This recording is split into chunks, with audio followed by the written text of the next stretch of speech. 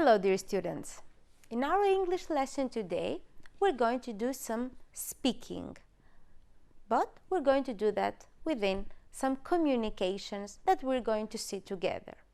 So, in our communications, we're going to see how we can tell a story to someone else, how we can describe them situations, and the reactions from the other people that are listening to us. So let's start. First of all, we're going to see some expressions together, and I want you to tell me if they show interest. So I'm interested in listening what the other person is saying. If they show shock, I'm shocked. I almost don't believe what the other is saying. Or they could be both, interest and shock, or that could be none of them. They don't show neither interest nor shock. So I'm going to give you the sentence and you have to decide. Okay, so the first one. You're kidding. What could it be? What do you think? And of course, it's disbelief, I would say, or shock. You're kidding.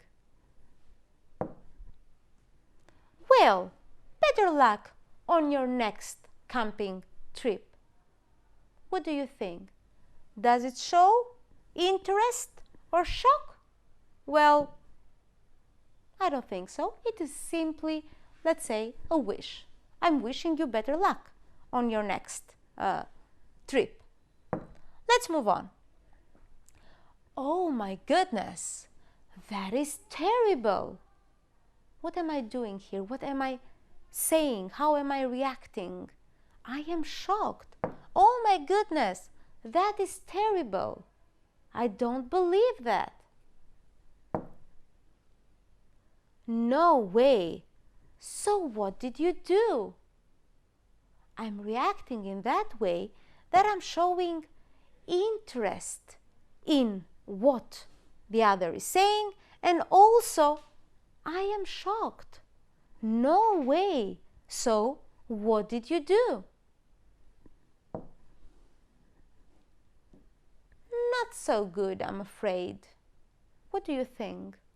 Does this show any of those two? Well, no, it doesn't show any interest or any shock. He's just simply saying a sentence or an expression. Not so good, I'm afraid. But that is not the worst of it. And that is all. It is something that the other is giving simply some information. So, no interest or no shock, let's say. And how come? How come that this happened? How is it possible? Here I am showing some interest in what the other person is saying. And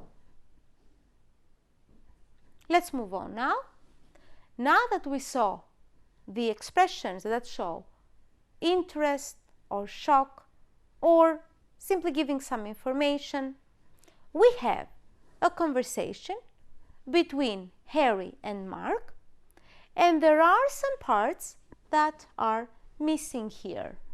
So, we are going to decide together which parts are missing. They're not difficult. You will see that it's very easy for you to find out the meaning. Okay. And Harry asks, how was your camping trip with Joey? How was it? And Mark answers, what could he be answering at? How was your trip? You're kidding? Well, better luck.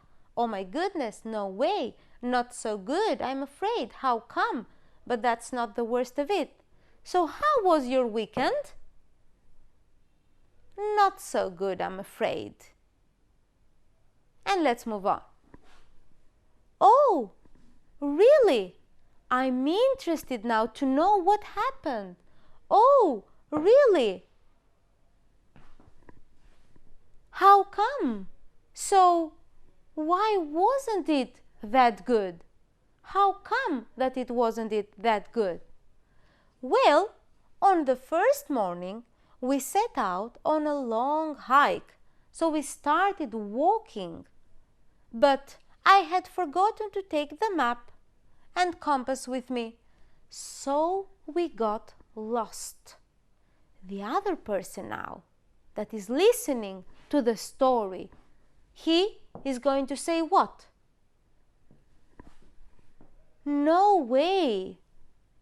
So what did you do?" So he wants to know what happened.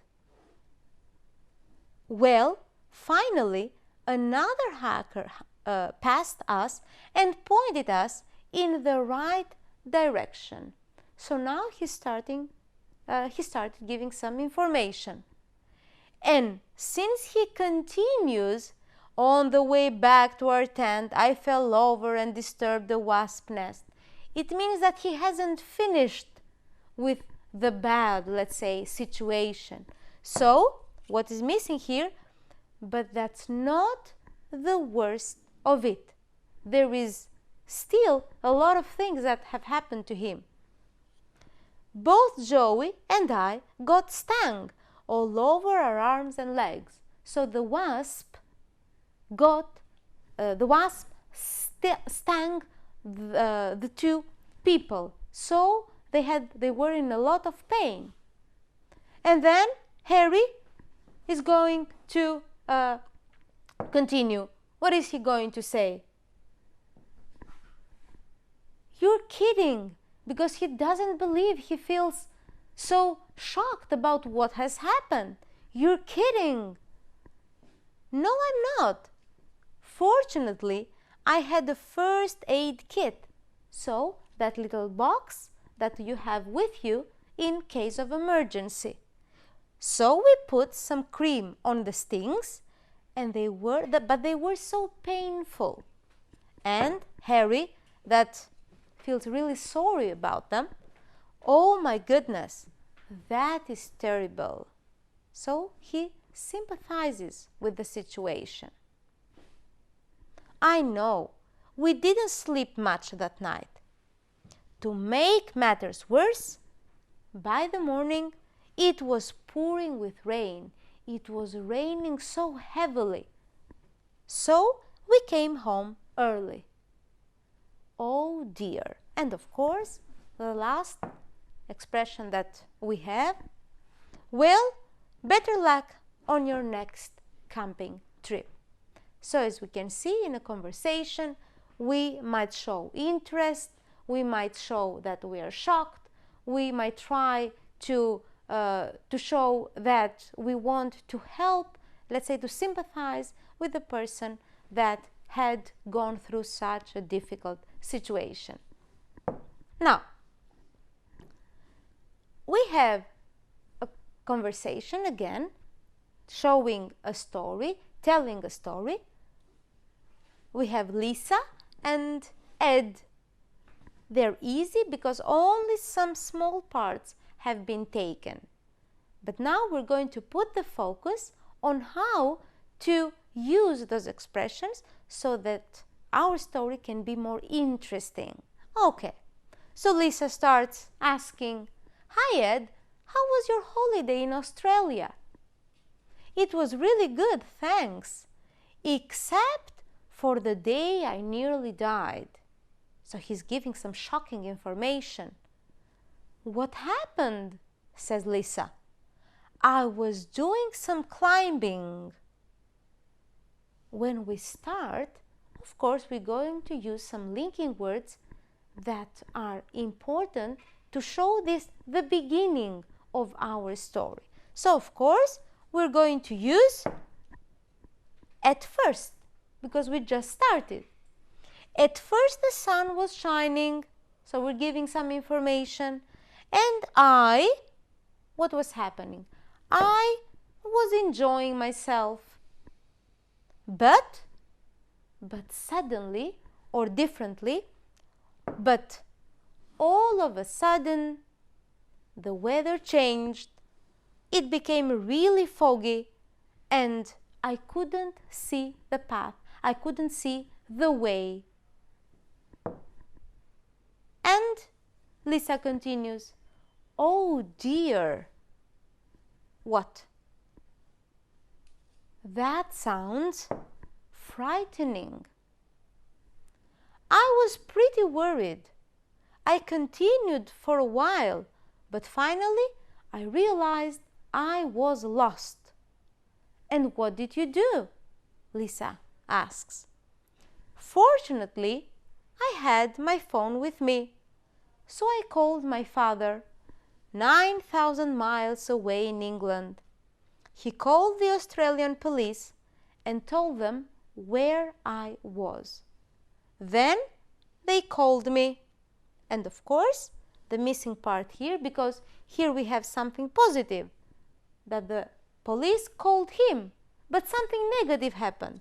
That's why we're saying, unfortunately, to give something negative now, my battery went dead. So I had no battery. My battery went dead. After 5 seconds, it was dark and cold.